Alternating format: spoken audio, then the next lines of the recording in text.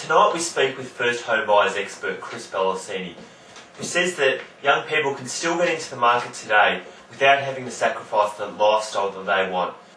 He looks at unique strategies that he says will not only keep the great Australian dream alive, but enable you to live the lifestyle you want, saving not only thousands of dollars, but giving more of your valuable time back. Dad, do you know how I've been looking to buy a home? Well, I'm just finding it far too expensive, but I want to be close into work, so the only other option is to rent. Well, you know what I always say, son. Rent money's dead money. You're right, Dad. Why would I want to pay off anyone else's house? I should be trying to pay off my own. Well, in my day, it was a waste of money. Rent money is dead money. I hear that all the time. The problem with the whole argument of rent money being dead money is that it's outdated. When rental yields were higher, it made sense, but not in today's market. The market has changed significantly since our parents were first home buyers, and they're the ones probably telling us that advice. What our generation's looking for is more the lifestyle, but at the same time we don't want to forego the home ownership.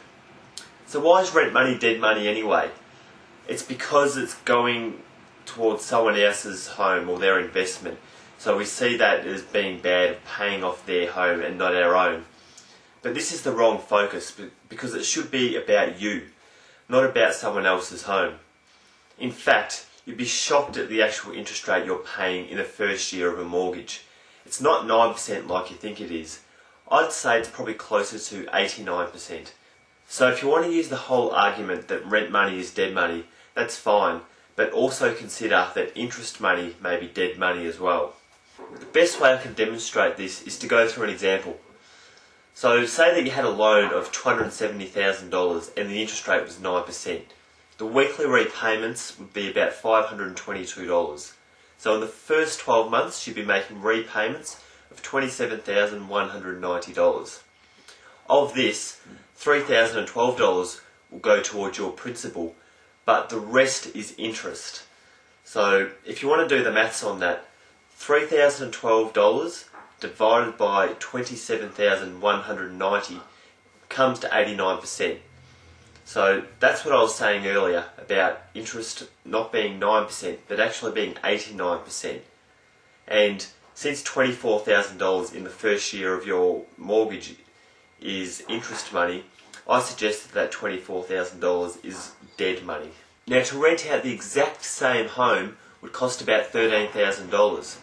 So remember, if the focus is on you, then financially it may be much smarter to rent.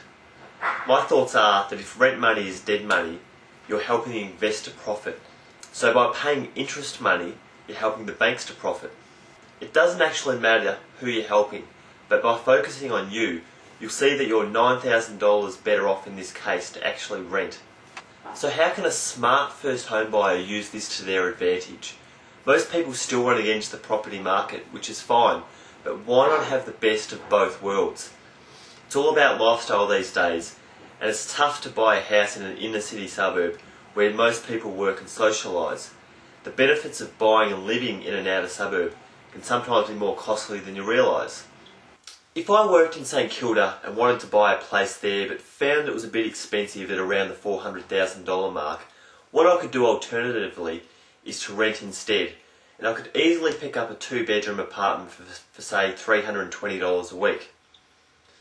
But then if I also wanted to purchase my first home, what I could do is buy out in an outer suburb of Melbourne such as Narre Warren, about 40 k's out from the city. I could pick up a house there for say $265,000 and have a loan of $240,000. The repayments on that would be $465 a week.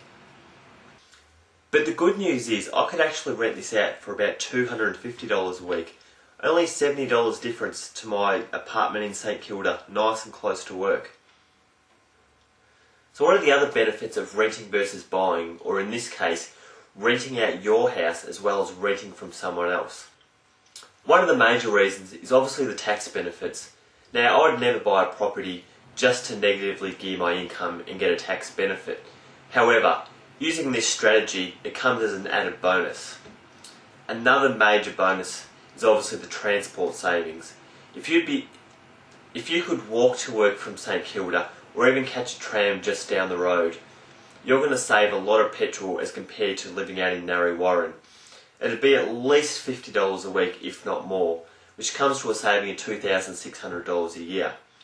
So straight away, that pretty much translates to the difference in rent between living out in Narre Warren and St Kilda. Where I think the real big bonus is in the lifestyle. Not only are you close to work, you're close to where all the action is, and a lot of young first home buyers really want to be in the city areas. Not only that, if you lived out in Narre Warren in your house, which is the only place you could probably afford, you'd be travelling a minimum 90 minutes a day extra, which is 45 minutes each way.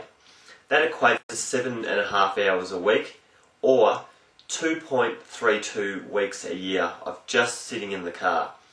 Now, I don't know about you, but if I've got the choice between sitting in the car for 2.5 weeks unnecessarily, I'm going to choose the lifestyle option every time, and to have that free time to either work overtime, make some more money, socialise with more friends, and just be more relaxed in general. This strategy doesn't just work in Melbourne either. You'll be able to do it in Sydney, Brisbane, Perth, wherever you see fit. One of the potential issues with this strategy might be that people are a bit worried about missing out on the first homeowners grant, or even that they may have to live in their home initially. It's going to be up to the individual what they choose to do. But in Melbourne, for example, the first homeowners grant will be $7,000 plus a bonus 3 from the state, so it's about $10,000. But what you can do is, rather than worrying about claiming the first homeowners grant, you can just buy this property, and in that 6-month period where you'd have to live in it anyway, you'd be earning about $6,500 rental income. So you've got to look at it a bit differently, in that it's $3,500 you're sort of giving up to live in that inner city close to work area, which over the 6-month period will save you over a week in sitting in a car, as well as the extra petrol costs and etc, and it builds up. And you'll quickly find that the first homeowners grant, if anything, you'll break even, or it even disadvantages you slightly. However, look into this further, because state to state this will vary, such as New South Wales and Queensland, where their state benefits are far better than Victoria. So rather than getting $3,000, these states might give you stamp duty exemption. So it's definitely an issue you have to look into. Because if you were to end up never living in this first home that you bought, and it was just an investment, you'd still qualify down the track for the first homeowners grant if it was still around, because the first home is just classified as an investment. So it's on the second home where you'd be able to still move in for that 6-month period or longer and claim the first homeowners grant then.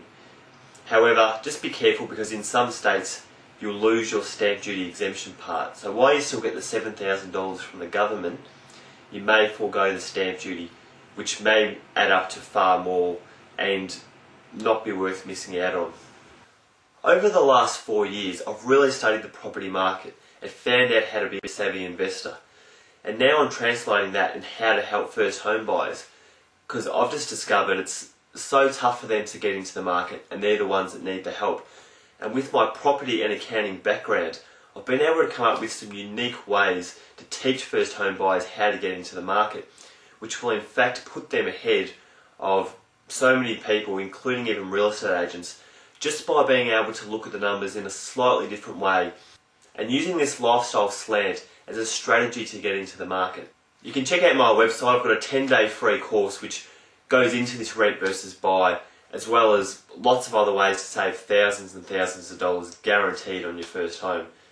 You can be found at www.firsthomebuyershelp.com.au. There's a few things I think you'd have to agree with me on, is that it's much tougher today for the first home buyer, or any home buyer, to get into the market.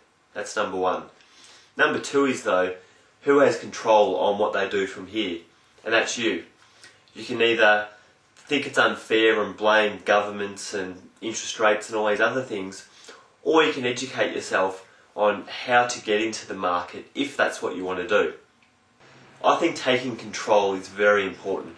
So if you can take control of your education and find out the new strategies to get into the market, you're placing yourself with the best chance of being a first homeowner, but not only that, saving thousands of dollars and paying off your home sooner.